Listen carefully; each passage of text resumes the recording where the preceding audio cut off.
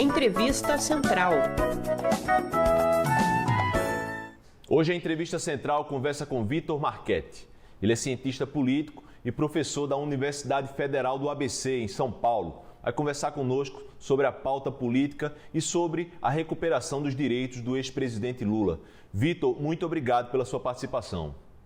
Obrigado, Jonathan. É um prazer falar com vocês. Vitor, com a suspeição do ex-juiz Sérgio Moro, o presidente Lula obteve uma segunda vitória jurídica e política em menos de 2 meses. Na sua visão de cientista político, quais impactos essas duas vitórias podem ter no eleitorado do PT e no eleitorado que é contrário ao PT? Olha, Jonatas, a gente já teve aí um termômetro disso, né, a partir da repercussão do discurso, né, que o Lula fez no Sindicato dos Metalúrgicos, em São Bernardo, logo depois da decisão do ministro Edson Fachin.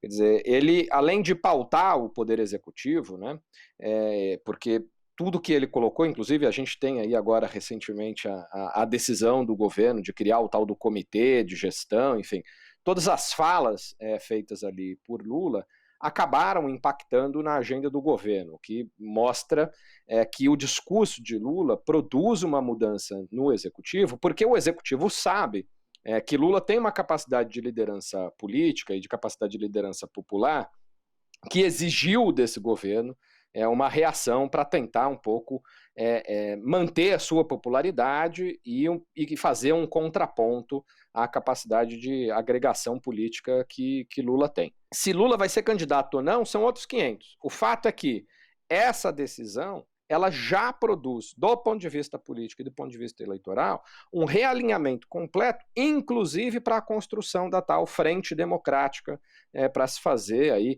para se colocar um contraponto ao bolsonarismo. Você já até me adiantou alguns dados dessa próxima pergunta, mas eu vou tentar aprofundar um pouco mais. À luz da ciência política, por que o governo fez isso? Ficou tão evidente toda essa mudança de rumo no discurso do presidente Bolsonaro.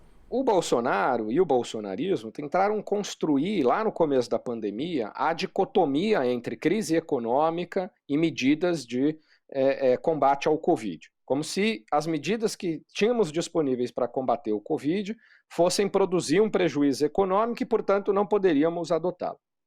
Ela serviu, de alguma maneira, para dar uma orientação para a tropa e uma liga, né, para esse conjunto, para esse grupo político. O governo hoje ele perdeu o discurso que organizava a sua tropa.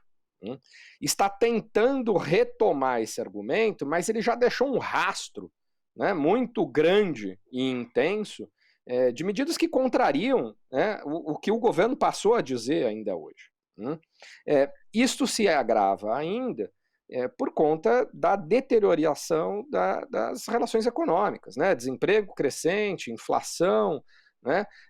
Um auxílio emergencial bastante minguado. Partindo um pouco para a geopolítica, o ex-presidente Lula deu entrevista para a CNN norte-americana, deu entrevista para o Le Monde, na França, sempre chamando uma reunião do G20, pedindo vacina aos países mais ricos.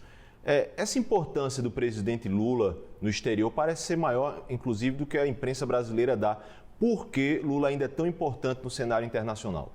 É uma das lideranças políticas das democracias contemporâneas mais importantes, né? Lula fez um governo de equilíbrio, Lula sempre legitimou os órgãos internacionais, né? E isso fica cada vez mais evidente quando você tem um governo que hoje tem uma agenda do que eles chamam de antiglobalismo, né? Minando ou sabotando todos os acordos internacionais, os acordos de cooperação e as instituições internacionais. Então me parece que nesse momento em que a gente precisa encontrar uma saída deste governo que derrete, deste governo que não tem capacidade mais de ser o mediador dos interesses da nossa sociedade, isso também tem implicações no cenário internacional, porque afinal de contas a pandemia é pandemia exatamente porque ela é global. Quer dizer, as autoridades sanitárias e as autoridades políticas do mundo sabem que não adianta nada todo mundo fazer a lição de casa se o Brasil, com uma população que tem, né, não tratar da doença. O presidente Arthur Lira mostrou um pouco de impaciência com o Jair Bolsonaro, apesar de ter sido candidato dele à presidência da Câmara dos Deputados.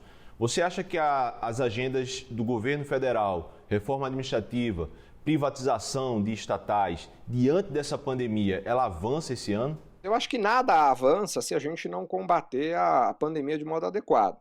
Quer dizer, não há hoje, com um país chegando a 300 mil mortos, né, com essa média móvel de óbitos diários no país, né, batendo em 3 mil mortos diários.